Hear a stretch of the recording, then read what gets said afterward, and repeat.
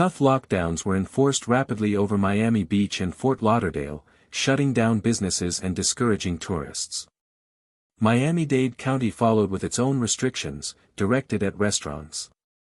But the motive behind Florida's beach closures was neither a hurricane alert nor a shark sighting, it was something much more unusual, lurking underwater. For several days, Florida's colorfully livable coastlines became strangely silent. Police cars clogged highways, the National Guard set up roadblocks, and onlookers hung back, looking. Something had been found off the coast, something that put one of the nation's most crowded beach areas into gridlock. It started with unusual sonar returns from fishermen along the Gulf Coast. Vertical readings showed up on their screens, symmetrical, man-made shapes too neat to be accidental. At first, they were written off as debris from a sunken ship. Divers called in to have a look discovered something astounding. 30 feet under the water, beneath covers of silt and coral, was a huge metal object. It was warm to the touch and covered with strange symbols, recognizable as any recognized human-made object. They were initially reported as being no more than a monolith, over 2 stories tall and half buried in the ocean floor. Its surface was smooth and mirrored, covered in patterns that defied interpretation, pulsing gently with a vibration that disoriented divers and disrupted nearby instruments. Gadgets on nearby ships broke down. Compasses rotated wildly, sonar malfunctioned, encrypted communications crashed. The situation spread rapidly. Within 48 hours, the Department of Homeland Security and U.S. Navy controlled the region. Helicopters patrolled overhead in continuous circles. Navy ships blocked the seas. Beaches within 50 miles were closed. Tourists were evacuated. Citizens were told to stay indoors. The government only provided one phrase: national security risk. Speculation ran rampant on the internet. Conspiracy sites were abuzz with theories: alien technology, underwater civilizations, even Atlantis. Reactions weren't entirely unfounded considering the size of the reaction. Satellite imagery disappeared. Marine tracking apps went dark in the vicinity of the location. Independent investigators were refused access, some under threat of arrest. News outlets were denied access. Secrecy enveloped the Florida coast. One of the divers from one of the first exploration teams called the object unnaturally perfect. Fish swam around it. No barnacles, seaweed, or sea life attached itself to its surface, it appeared to repel nature itself. Geologists, imported under ecological pretext, were stumped. The composition didn't correspond to any known metal or alloy. Under scanning electron microscopes, its surface showed nanoscale patterns too intricate for nature, but with no traces of tools or manufacture. This wasn't constructed, it was created, with accuracy beyond present human ability. As combat escalated, the populace became more restless. Companies failed. Vacationers disappeared. Odd accounts surfaced. Electromagnetic interference in local towns, unusual auroras, and a low rumble sensed by ground. Submarines started to appear on the horizon. Scientific ships worked in silence. It became evident the object wasn't fixed. Sonar indicated it was moving, slowly turning or creeping deeper under the seafloor. What seemed to be a monolith probably merely was the tip of an enormously greater structure, perhaps miles in length. No scientific explanation could explain a formation such as this. Some scientists thought a tectonic upheaval had uncovered it. Others worried that it had been concealed on purpose, camouflaged, cloaked, or sleeping until this moment. That was a thought that made one shiver, that it had decided to come out. Some wondered if there was intelligence in the formation, particularly as it started reacting to stimuli. Lights, sonar, movement were repaid with faint emissions, as if watching or probing its watchers. The Department of Defense had rated the structure as a matter of planetary significance. The internal composition of the object, as seen through deep-sea scans, showed spiraling heat sources, chambers, and unidentified energy fields. The emissions violated standard physics, non-ionizing but increasing in strength. The surface itself had begun to change at a microscopic scale, reorganizing into new forms. Specialists suspected that these were non-random, perhaps a language, responding to tides and solar activity. Probes inserted inside showed symmetrical tunnels and energy centers, but one probe's light went out upon entering a specific room. Recovered, its electronics were burnt out, as if it had been hit by a high-frequency EMP. After that, all information was encrypted and sent through Pentagon lines. Military analysts started suspecting the object was not inactive. Its pulsing rhythm sped up, then leveled out. Some thought it was talking. Or waiting. Spiritual explanations came about. The object's patterns were similar to sacred geometries and ancient scriptures. Sufi mystics pointed out its hum was similar to vibrational chants. Eastern spiritual guides equated its resonance with the cosmic Om, the sound of creation. To others, it wasn't alien at all, it was holy. But secrecy held. The U.S. government declined to release findings. Foreign intelligence agencies, aware from seismic leaks and corrupted satellite data, insisted access. Access was denied. Russian, Chinese, and European boats started showing up just beyond the exclusion zone, disguised as fishing trawlers. The atmosphere grew tense. Far from uniting humanity, the object had further polarized the world into divides. In the meantime, the immediate surroundings evolved. Coral reefs surrounding the object, previously bleached, started to grow back at an incredible rate. Birds and sea mammals acted strangely. Some researchers murmured speculations of biological resonance, implying that the structure could be affecting DNA or even causing evolutionary shifts.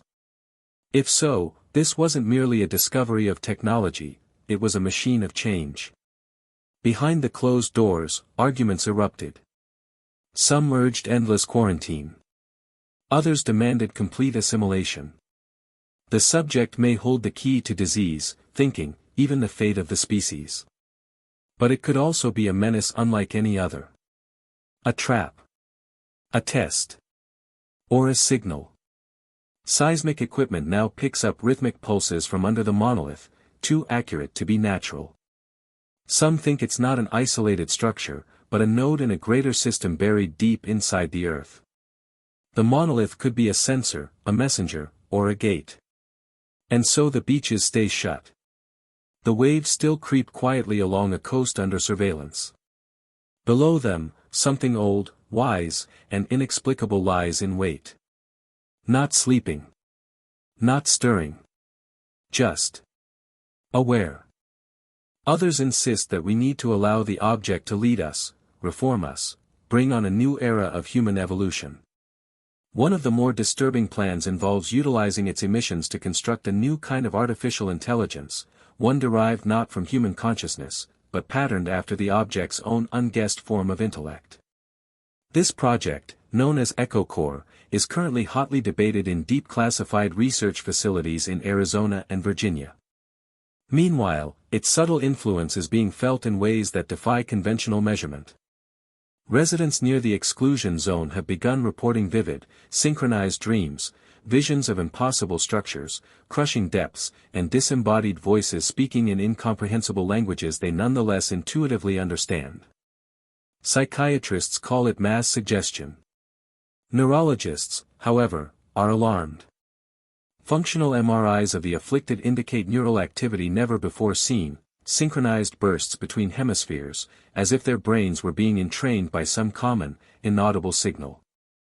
These patterns disappear when people move inland and return when they are back within 50 miles of the coast. A few scientists now suspect the structure is not just broadcasting, it might be piercing into human consciousness, testing thoughts, charting memories and emotions. If that's so, it's not just an artifact or machine. It is a mirror, one reflecting the human brain, maybe even judging it.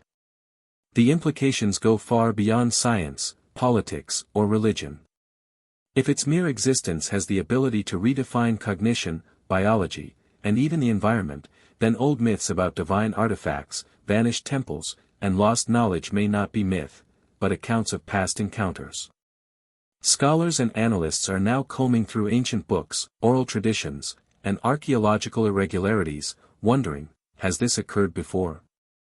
Has the object unveiled itself over the centuries, each time subtly shifting the trajectory of civilization? That question terrifies those in authority. Some view the edifice as a predictor of evolution. Others believe it is a trial, and that we might fail. Within government facilities, the psychological tests have commenced for employees nearest to the area. There are increasing fears, fanaticism, ideological drift, even cult-like devotion. Students of the object who once regarded it with scientific objectivity now talk of it with reverence. Curiosity has turned into devotion, a perilous shift in an atmosphere where reason is paramount. And yet nobody knows what it really is. What is evident is that the discovery of the monolith, and the lockdown of Florida's shoreline, represents a fundamental shift in human history. The implications resonate through science, geopolitics, psychology, and systems of belief.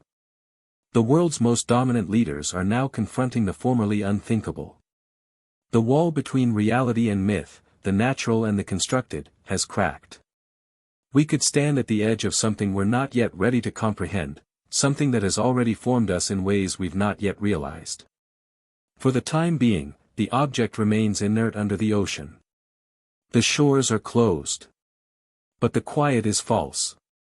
Every second ticks by with fresh information, fresh commotion, and increasing awareness. Something ancient exists under the sea floor, stirring, recalling, or perhaps only observing. And between governments, laboratories, and hushed corridors of influence, the same question resonates: why now? There are rumors in intelligence circles, passed around in encrypted memos and nocturnal gatherings. The thing did not drop from the sky. It didn't make landfall or ascend by geologic coincidence. A secret DARPA-related sub-agency now thinks the shape is here all along, deeply buried within the continental shelf. Its position, says new geophysical simulations, is not coincidental. It is located exactly where the magnetic ley lines intersect, harmonic geodetic nodes meet, and fault-line conductivity, very rare. This location was idle until rather precise planetary shifts, variations in solar activity, polar ice melting, and magnetic drift, crossed a threshold. The object did not appear at random. It reacted. That understanding has compelled a complete strategic overhaul. Not only is the question no longer simply what it is, but what cycle it adheres to. What if the object functions in cycles, stirring every few thousand years? What if this appearance isn't the start, but the midpoint of something much more ancient? Something embedded into Earth's own forgotten clockwork. Data sets previously relegated to the realm of anomalies are now being reconsidered. Dips in cosmic background radiation, neutrino bursts in Antarctica, and gravitational waves by Jupiter's orbit, all suddenly viewed through one unified lens. The object may be sending out, not to Earth, but outward, or more chilling, inward, calling something already on its way. This point of view has produced Project Locus, an underground international effort to find other potential structures.